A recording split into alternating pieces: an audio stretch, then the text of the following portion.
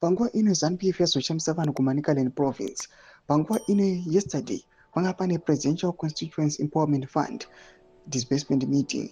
Pane mashoko obuda panguva ino kuchionekwa kunzi aiwa nhau yaTungwarara yakamboblokiwa nemutemo akuti kune bumbiro reZANU-PF uchinzi aiwa mukomana Paul Tungwarara angapinde muCentral Committee noda kuti haazwe kuManicaland, but panguva ine voti hatizvitarisi zvese izvozvo.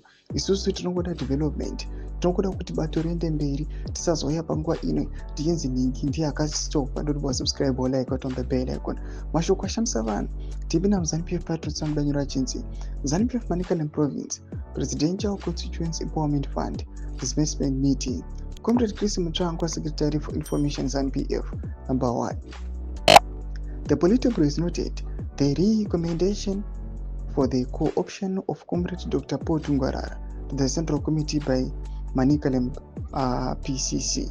Number 2, the President has managed to bring back our local currency, disappearance of petrol queues, new steel plants, new mines, and road rehabilitation. Ndio mashoko anobuda nyoko panguva ino ZANU-PF patrotsa aiwa.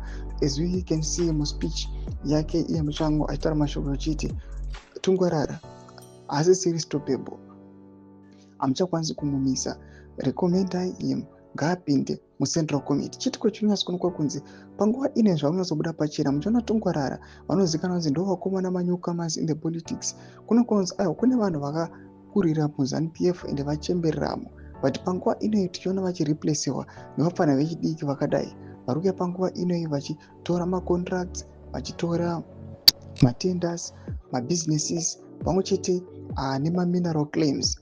Panguva ino zvinyazokuratidza pachena kuti vane vision yavainayo nevakomana ava ende hatiizivi, but nevision 2030 tiri kuona inozikanwa kunzi ndo resolution aiwa number 1 yebato.